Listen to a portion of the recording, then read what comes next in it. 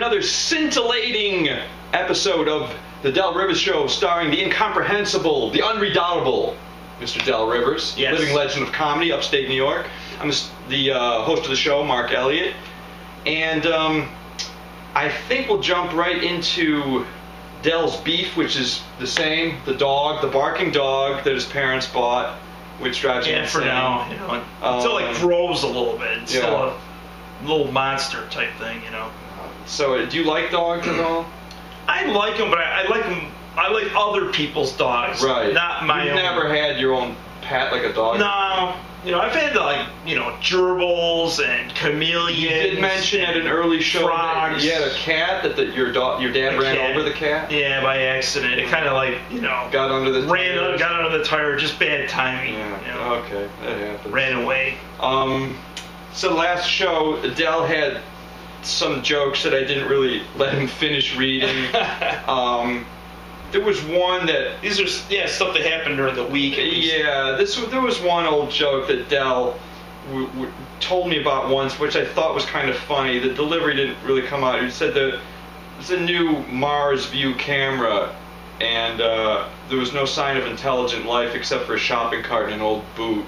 So I thought it was kind of funny. It's like, it's the only thing there. It's just a bunch of junk. I find some mild humor in that. It's more of a visual. You got to put that picture in your head. It's like you see this stuff. It's like what you see by the side of the highway. Right. You ever notice that there's always a single boot on the side of a highway or single shoe? Is there you always wonder just what was happening. It might be a Carlin thing I heard before. Is it? I'm not sure. Carlin made mention. He made some jokes. They have a shopping cart on the sides of roads or a boot or something, What's the story behind that? Talk about getting back stuff that he lost when you die, because the underwear he lost on the Jersey Turnpike is never coming back. Yeah. Another joke. He said, let's see, one of our local notables here, Amy Wambach, she's a soccer player. Soccer star. She just posed nude for ESPN magazine. She has a tremendous body. And her family, which owns the Wambach Farms farm market, took advantage and gave her a couple of peaches and pumpkins to cover herself with. Kind of funny, a little wholesome, Lawrence Welk-ish kind of humor from Del. They used the picture with her holding a couple of peaches and sure, in the right places. You know where it's going. Yeah, a lot of explanation and elucidation of the joke, not necessary. They can sell a lot of stuff at their farm now, the farm market. Here's a little shot at Katie Holmes and Tom Cruise. They broke up and jumped up and down on the couch to celebrate because divorce in Hollywood means career advancement and even hotter spouses. That's true. We'll see. What are your feelings? Here's a question for you. You're always into the esoteric things. What are your feelings about Scientology? You're not a big religious guy. You're not a religious person. I think he was a good sci-fi writer. Actually, L. Ron Hubbard was a good writer. Good writer, yeah. But it wasn't meant to be a religion, I heard. It was just kind of like became meant to be a scam, but it became a religion. Right. That sounds more like it. Yeah. I mean, because he's dead. It's like whoever runs it now. Yeah, I heard he just wanted to make some more money, but. I mean, it's not like they have a church on every corner either. It's kind of like like a club amongst itself. I don't even think there is. All right, here's one that I didn't let Del finish last week for obvious reasons. Here's one you didn't finish. We'll see what I can do with this. The McDonald's executive chef shared Big Mac's secret sauce recipe, but nobody wanted to look at it. It was a combo of lard, antifreeze relish, and a dash of Cialis pop. That's why a lot of people like the Big Mac, man. They like that Big Mac. Have you got anything else besides your grab bag? One that was pretty bad. I'll just read it because it's spelled differently. Okay. You know how the iPod, something that people have the two earphones and everything? Mm-hmm. Well, they have a new thing called the iPod. It kills casual conversation and chances of ever meeting another person. The iPod. I don't get it. Can you explain the iPod? Because when they use iPods, they're always with themselves. Oh, you're never always talk alone. To anyone else. Right. Yeah, there's no eye contact. Right. Yeah. Right. But a good concept joke needs a little polish and delivery. Interesting. Yeah, I feel the same thing that. I was never into walking around with stuff in my ears. Yeah, the little Star Trek thing coming out of the ears and talking. Oh, there's the themselves, Star Trek thing. like Yeah, that's another odd generational thing. I'm beginning to talk more and more about the differences in generations because of all the technology. But yeah, 20 years ago when I lived in New York City, if you see someone walking around talking to themselves, they're insane. I know a lot of people are walking around. I see the guy next door walking around the front lawn. Well, what are you talking about? You know, and realize he's got the thing in his ear. Right, He's having a conversation with somebody. But it's taken a little getting used to. The only thing I can't figure out, maybe I'm stupid or something, but if somebody has a blueberry a blackberry in their ear, not a blueberry, a blackberry or something, you mean your vocal cords project through your eardrum the same way it goes in? I mean, how do they hear it? It's just enough to. I don't know. That's a good question. I don't know. I mean, I thought it would sound muffled if it came through that, unless it picks it up from like outside or something. I don't know. We're going to have to consult some specialists. Yeah, exactly. All right, we're going to take a commercial break. We'll be back with more of Del River Show. Okay, folks, we are back from commercial break with the Del River Show. Your host, Mark Elliott, your humble host here, and professional antagonist. Professional antagonist, okay. Moving up in the world. I was going to talk a little bit about your comedy. Del has been doing comedy for about 30 years. On and off. On and off. You told me you quit for a long period of time? Long periods of time, yeah. He did quit for a number of years, and then I remember you told me, I said, what made you go back to doing it again? And he said he realized he didn't know how to do anything else. And basically, you got to do something. Well, what are you going to do? Just sit around and do nothing? Right. Yeah, I'm not into killing myself or anything. You know, which other kind of it brings me to an those other sports. It brings me, yeah, right. You're not the most sporting type. Yeah, exactly. I'm not athletic. Yeah. Like you're going to take up the javelin anytime soon? I don't think so. But it's funny, that same kind of notion, I guess, comes across, as I mentioned in the last show. Why do we do the show at all? Well, you got to do something.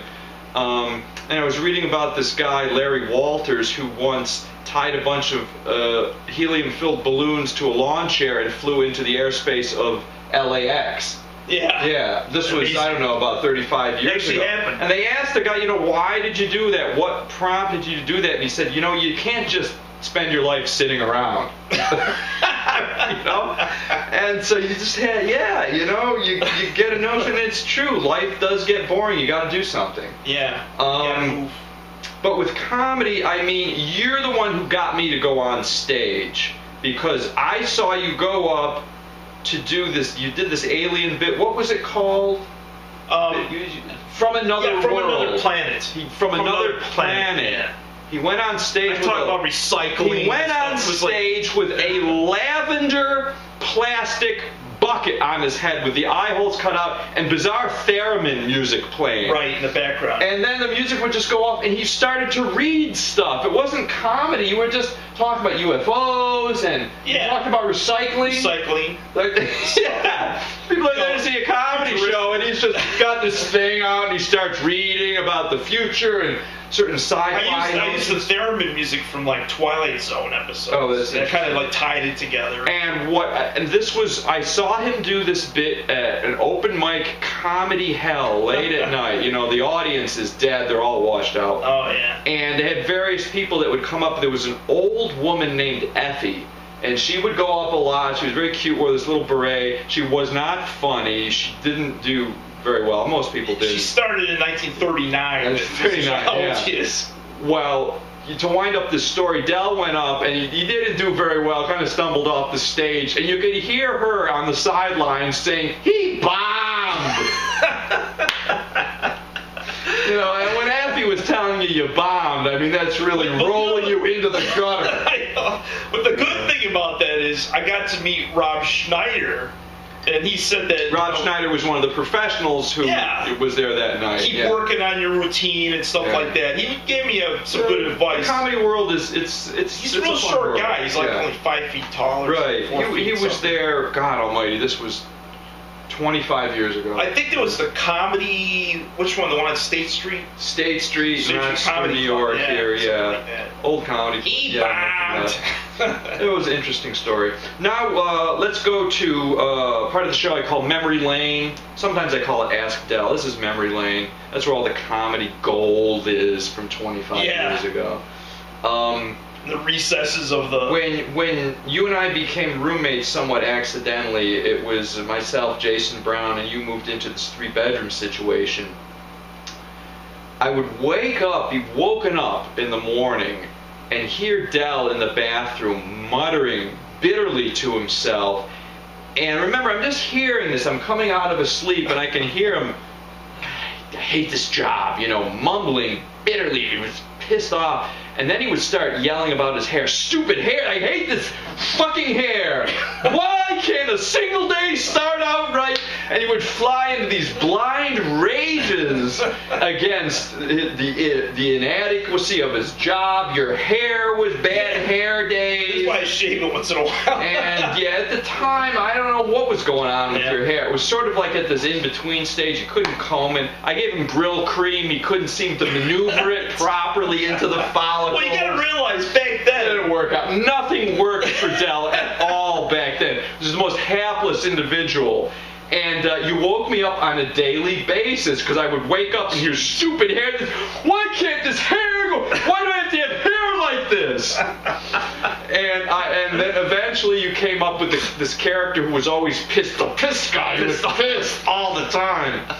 And you told me you did get the pissed guy from someone you witnessed who was just, what, he lost, what was he doing then? Yeah, he was like across the way. I was listening through a window while I was doing dishes, which I hate doing anyway. And so he was like in a different apartment, and he was like mad at somebody. He was just so, like, he didn't have the adjectives to think of. He was just like, I'm pissed. But you just heard that. You didn't see him. I didn't see him. And it was sort of, it was like I didn't see Del in the bed, but you could hear him down the hall.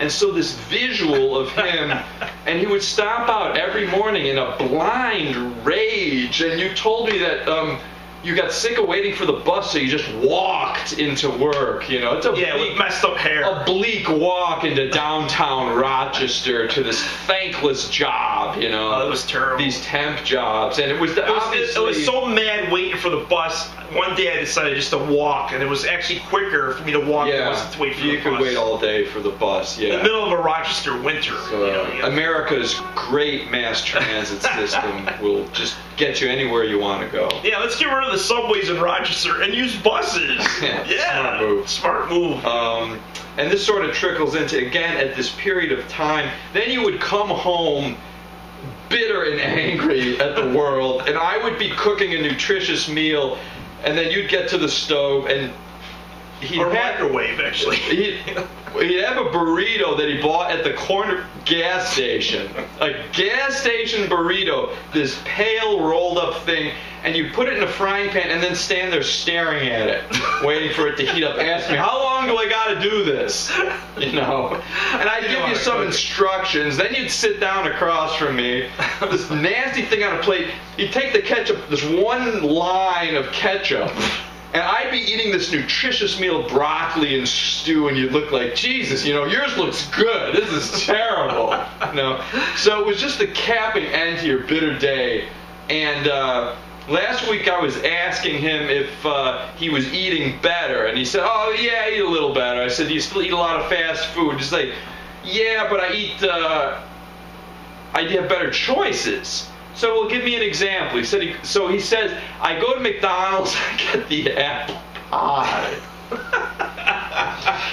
And I'm thinking to myself, how is an apple pie a better choice than, let's say, a gas station burrito? A McDonald's apple pie. He's more like apples. He said. It's apples, it's cinnamon. It's like there's nothing wrong with it. To this day, I like apple pies. 8 pounds of sugar. He's still making excuses. Well, who eats a lot of sugar is like Gene Simmons from Kiss. He eats like a ton of sugar. He's like a sugar addict, yeah. And he says it never affected his health. Except his sanity, maybe? Maybe possibly. His judgment? He's still playing for Kiss. I don't know. Still doing Kiss. All right, folks, this is the point of the show where frankly, I've run out of gas. There's nothing left in the tank. No. You have anything to add, Del? Not that I could think of. Completely. If I think of something, it'll be next week. All right. And we do think of things before we do a show. Yeah, you would think. You would hope. Yeah. Otherwise, you get like these other videos you see where they just do stuff that's stupid that nobody cares. That's not us. Not us. That's not us. That's not us. All right. Thanks for tuning in, folks, especially our Japanese fans. Don't give up on us, Japan. We don't give up on you. What was the Japanese greeting or saying? Do you remember it? Arigato gozaimasu. Yes. Japan. And we know you guys have had some trouble over there with the radiation. Just be careful. Don't eat any radioactive fish.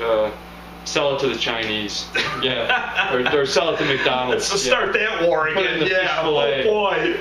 Okay. Tune in next time, folks. Stay with us. We know we got just a skeleton crew of fans out there, and we got stuff in pre-production. Is that correct? I think we have a skeleton for a crew.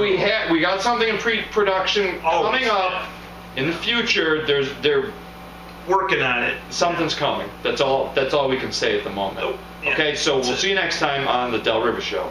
Bye, folks. Good night. Good night.